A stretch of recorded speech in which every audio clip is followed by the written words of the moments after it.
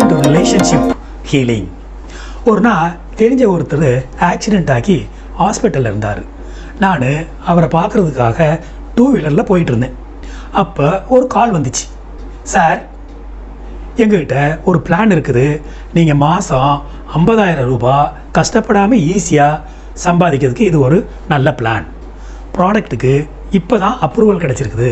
இன்றைக்கி 5 மணிக்கு அதை பற்றி ஒரு மீட்டிங் இருக்குது அப்படின்னு கடன்னு அந்த பொண்ணு கேப்பே விடாமல் பேசிகிட்டே போனாங்க. ஏம்மா, நான் டிராஃபிக்கில் சிக்னலில் இருக்கேன், ஹாஸ்பிட்டல்லேருந்து தான் கால் வந்திருக்கோன்னு நினச்சி தான் நான் இந்த காலே வந்து அட்டன் பண்ணேன் அப்படின்னு நான் அந்த பொண்ணுகிட்ட சொன்னேன். ஆனால் அவங்க விடாமல் பேசிகிட்டே இருந்தாங்க. 2 வாங்கி விட்டேன். அப்புறம் என்ன சொல்கிறாங்க தெரியுமா? சாரி சார், நான் உங்கள் நம்பருக்கு மீட்டிங் வென்யூ ஷேர் பண்ணியிருக்கேன், நீங்கள் see you at 5 o'clock in hall number 25 அப்படின்னு சொல்லிட்டு ஃபோனை வச்சுட்டாங்க. நான் ஹாஸ்பிட்டல் போயிட்டு வந்ததும் முதல்ல அந்த நம்பருக்கு தான் கால் பண்ணேன்.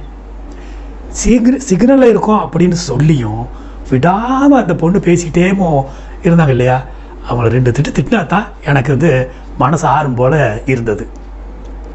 சரின்ட்டு அந்த நம்பருக்கு கால் பண்ணி 2 டோஸ் விட்டேன். அவங்க, இதெல்லாம் லைஃப்பில் சகஜம்தான் சார், சிலர் வீட்டில் இருந்துக்கிட்டே எங்கள் காலை அவாய்ட் பண்ணுறதுக்காக நான் சிக்னலில் இருக்கேன் அப்படின்னு பொய் சொல்லுவாங்க. நான் என்ன சொல்லணுமோ அதை சொல்லாமல் ஃபோனை வைக்கக்கூடாது அப்படின்னு எங்களுக்கு முதலே ட்ரைனிங் எல்லாம் கொடுத்துருக்காங்க சார் அப்படின்னு அந்த பொண்ணு சொன்னாங்க. நான் கேட்டேன், அது சரிம்மா, நான் இவ்வளோ கோபமாக பேசிகிட்டு இருக்கேன், நீ எப்படி சிரிச்சுக்கிட்டே பேசுகிற அப்படின்னு கேட்டேன். நாங்கள் வேலையில் சேர்ந்த உடனே ஒரு ட்ரைனிங் கொடுப்பாங்க சார், அதில் முக்கியமாக 2 ஆயுதம் கொடுப்பாங்க அப்படின்னு அவங்க சொன்னாங்க. எனக்கு ரொம்ப இன்ட்ரெஸ்டாக ஆயிடுச்சு. சரி, நான் மீட்டிங் வர்றேம்மா, இப்போ எனக்கு அந்த 2 ஆயுதம் என்னன்னு சொல்லு அப்படின்னு சொல்லி நான் அவங்ககிட்ட கேட்டேன். அப்புறம் ஒரு வழியாக அந்த 2 சீக்ரெட் என்னன்னு நானும் அவங்ககிட்ட இருந்து கற்றுக்கிட்டேன். இப்போ இன்னொரு இன்சிடெண்ட்டு சொல்கிறேன். ஒரு ஃபேமிலியில் பிரச்சனை. அவரும் என்னோடய ஃப்ரெண்டு தான். நான் போய் 2 பேர்கிட்டையும் பேசி சமாதானம் செஞ்சுட்டு வந்துடுவோம் அப்படின்ட்டு நான் கிளம்பி அங்கே போயிட்டேன். போய் கொஞ்ச நேரத்தில் ஒரு 30 வயசு இருக்கும், யாரோ வந்து கதவை தட்டினாங்க. என் ஃப்ரெண்டு வந்து யாருன்னு பார்க்குறதுக்காக போய் கதவை திறந்தார். ஒரு சேல்ஸ்மேன், நல்லா டிப்டாப்பாக டையெல்லாம் கட்டி வந்து நின்றுருந்தார். கதவை அவர் திறந்த உடனே அவன் பாட்டில் கடகடன்னு உள்ளே வந்து ஒரு பேக்கை திறந்து வேக்யூம் கிளீனர் ஒன்று வச்சுருந்தாப்புல அதை எடுத்து கடகடன்னு பிரிச்சுட்டு என் ஃப்ரெண்டு கத்த ஆரம்பிச்சிட்டாரு.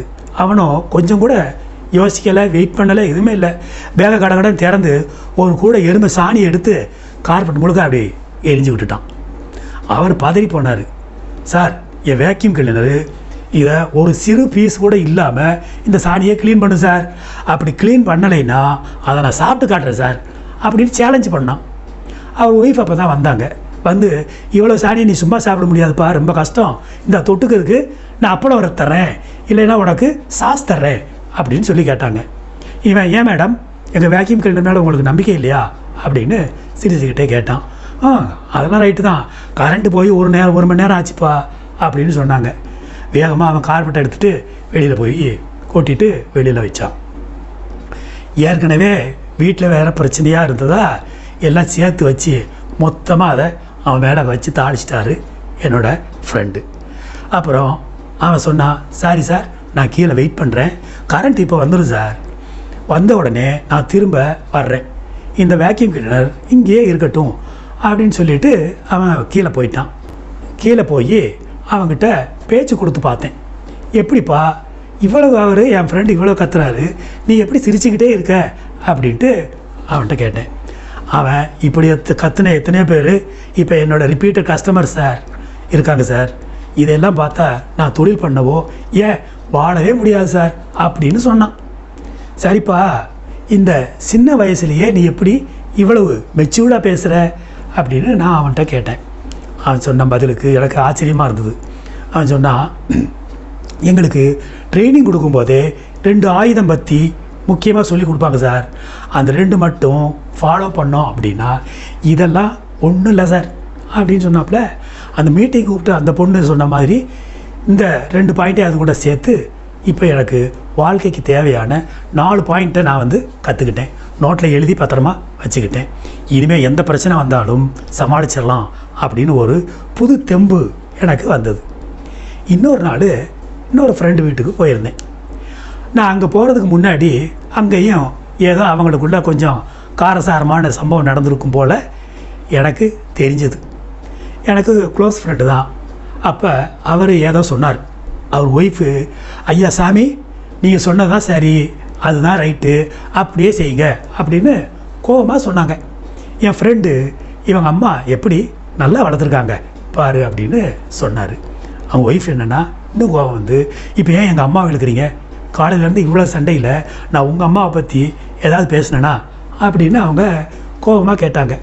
என் ஃப்ரெண்டு சொன்னார், இல்லைம்மா உங்கள் அம்மா உன்னை நல்லா வளர்த்துருக்காங்க அப்படின்னு தான் நான் வந்து சொல்லிக்கிட்டு இருந்தேன் அப்படின்னு சிரிச்சுக்கிட்டே சொன்னார்.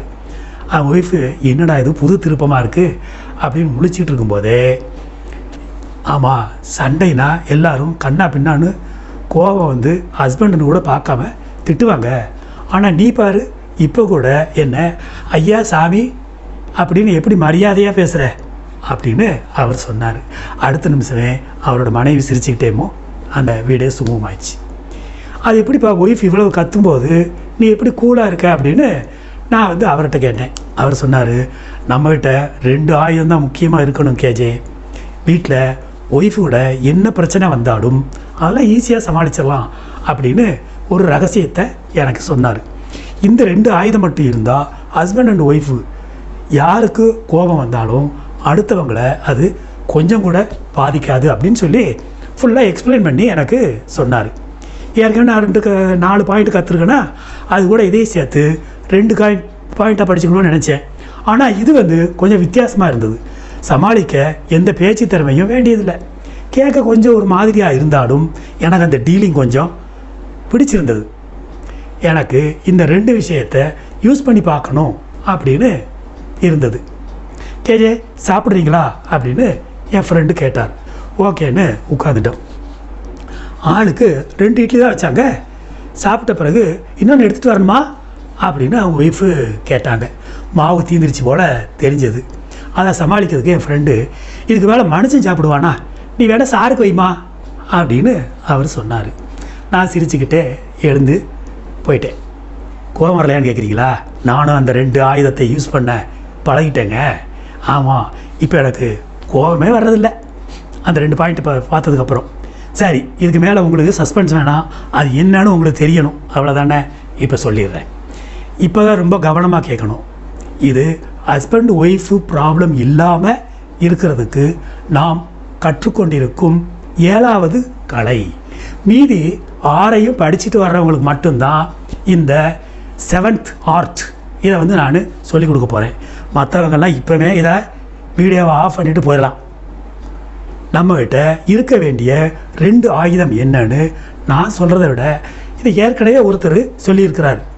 அவர் வாயிலேயே இப்போ கேட்டுருவோமா? நம்மகிட்ட இருக்க வேண்டிய 2 ஆயுதங்கள் என்னன்னா, நோ சூடு நோ சொரணை. எஸ், கரெக்டாக தான் கேட்டீங்க.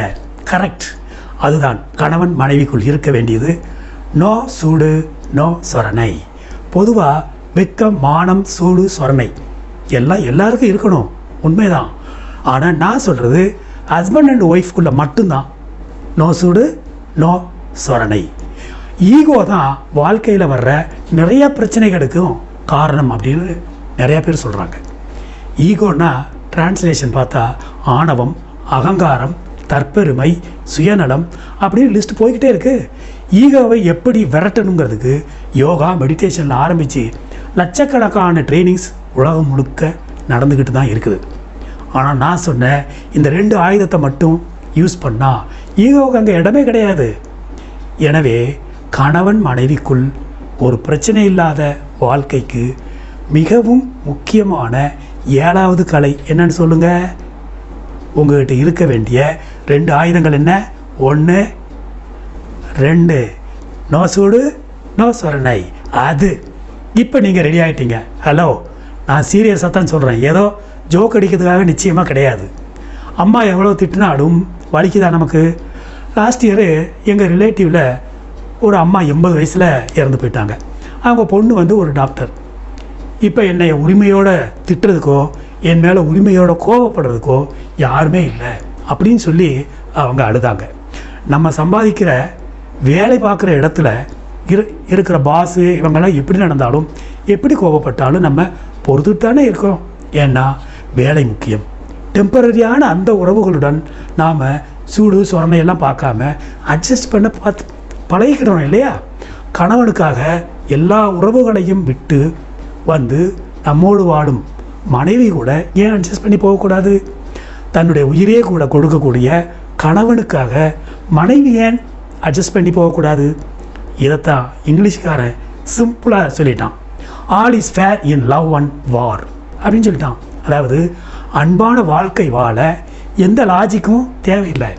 அன்பான வாழ்க்கைக்கு இடைஞ்சல் பண்ணும் எந்த ரூலை வேணாலும் நம்ம பிரேக் பண்ணலாம். Okay, please remember, you can forget me but don't forget this concept. See you in the next video. Until then, bye bye.